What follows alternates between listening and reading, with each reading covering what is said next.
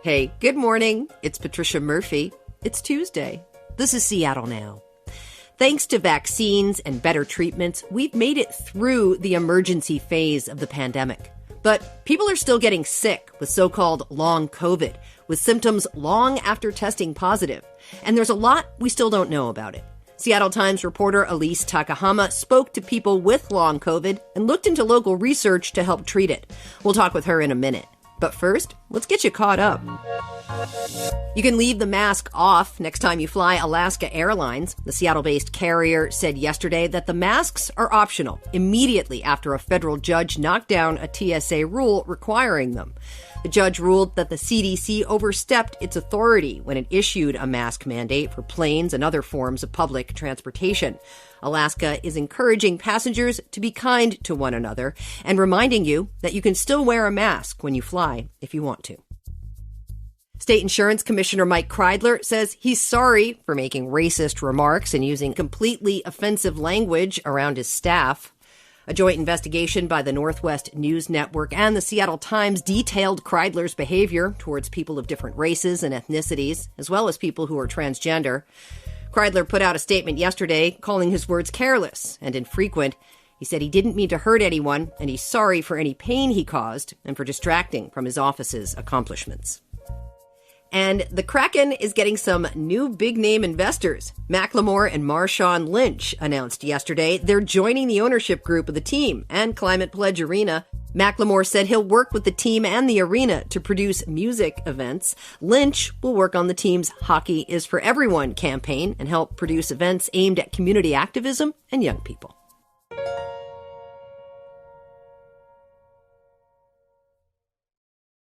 COVID feels less threatening than it did 2 years ago thanks to vaccines. People are still getting sick.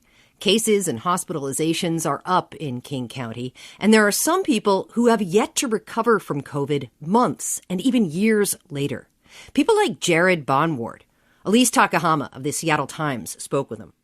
He, before getting infected with COVID, was a really healthy person.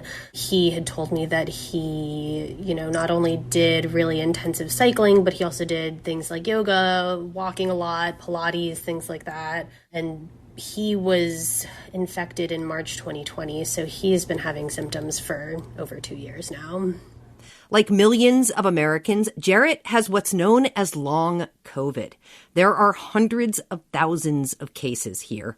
Long COVID patients exhibit symptoms months after testing positive for the virus. Some of the symptoms overlap with COVID, but some are distinct, like brain fog, which makes it particularly difficult for people to work. Jarrett had to adjust his schedule to half days. Even though he had, before this, been really, really passionate about his job and was working a lot, it was just getting to a point where he couldn't focus in the afternoon and just has to lay down or go for a walk or something like that. Another woman Elise spoke to lost her sense of taste and smell. Even though she can go about most of her daily life okay still, she is not able to eat certain foods anymore. She's not able to smell certain things, and she's talked about how, she worries about a fire potentially going on in her home and her not being able to smell smoke. She also said she got food poisoning from something that she ate because she couldn't tell that the fish had gone bad. There's a lot to unravel. Researchers are still trying to figure out how to treat long COVID and why it affects some COVID patients and not others. A new major study from the National Institute of Health hopes to answer these questions. UW Medicine and Swedish Health will contribute data from patients here. Yeah, so there's a lot of local research going on in addition to national research, which is great, but there's still so much to be learned. And, one of the hard parts is that obviously this is a long-term disease, so it's going to take years and years to actually figure out what is at the root of these symptoms. So right now, some of the most recent data is showing that it looks like it has to do with a person's immune response system. And so, if they get sick and their body is responding to these, then they might be producing autoantibodies. And that's something that just continues to stay with them and continues to pose some problems within all parts of their body. But, fortunately, there is a lot that we've learned in the past 2 years. Scientists have been studying this really since summer 2020 when people were starting to exhibit longer term symptoms. And there's a lot of lifestyle changes that people can do that doctors are recommending. And the biggest ones right now seem like changing the way that you eat, so your diet, improving sleep, and, getting some very intentional physical activity, obviously not stuff that's really high stress, but things like stretching or yoga or more aerobic activities can help a lot. Yeah. And what I'm hearing from you is this is something that a lot of people are going to have to deal with every day for a while. Let's talk a little bit about the long COVID study. What are researchers trying to learn? Tell me about this. Yeah, so it's an exciting study. There have been critiques that it's pretty slow moving right now. And they're still, I think, trying to get more and more participants to actually study the symptoms. But the National Institutes of Health is funding this, and a lot of local hospitals and local research organizations are joining in.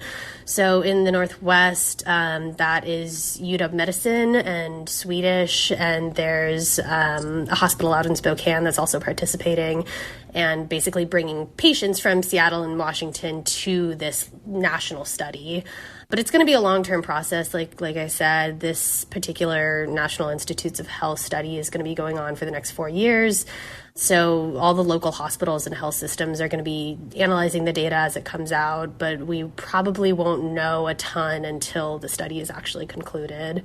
But that is underway, and so the hope is to recruit thousands and thousands of patients across the U.S., which will help a lot because in the past we've had local studies or, there have been studies that have popped up throughout the U.S., and those are really helpful, but for the most part, they have included a couple hundred patients or, maybe up to 400 or 500 patients.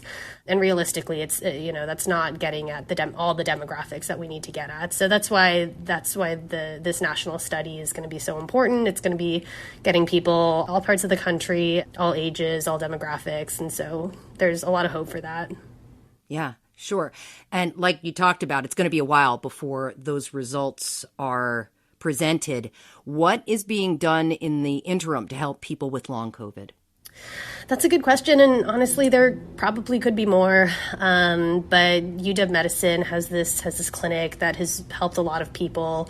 It's the post-COVID rehabilitation clinic, and it's in downtown Seattle.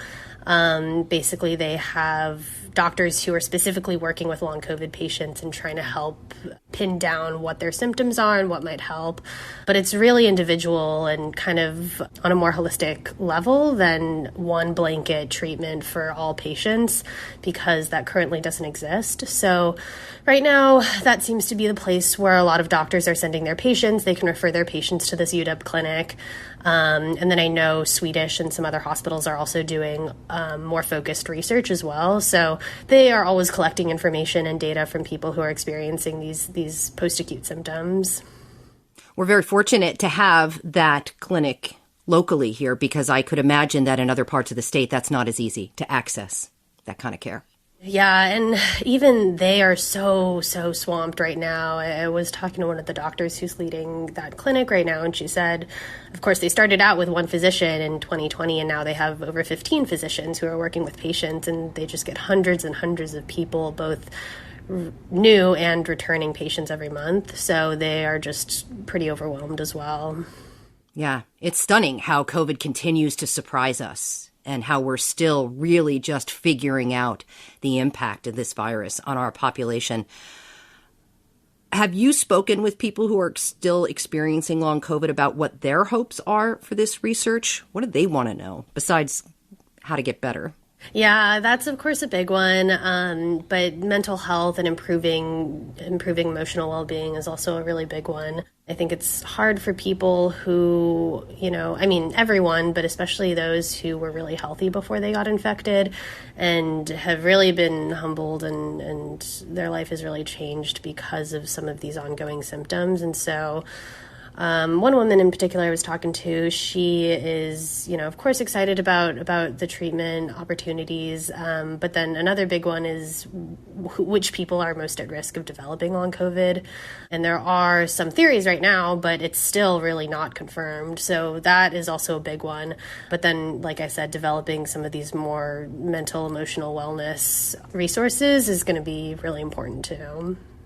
What are you watching for in your reporting, Elise? I'm really going to be looking for some of, number one, the treatment, but I am really interested in the other ways that people can reduce symptoms through these lifestyle changes, because that's something that continues to be ongoing as well. Obviously, scientists are looking at how long COVID affects the body and the science behind that. But, one of the most surprising things that I learned while reporting this story was that an anti-inflammatory diet is really great and can help a lot of people reduce symptoms. And so that's, one doctor was calling a Mediterranean diet, which is really heart healthy, and it helps people get through some of that brain fog. It helps them, give them more energy. And so hopefully more things like that will continue to come out. And I personally hope to continue sharing those as they come out, because sharing those resources, I think, is going to be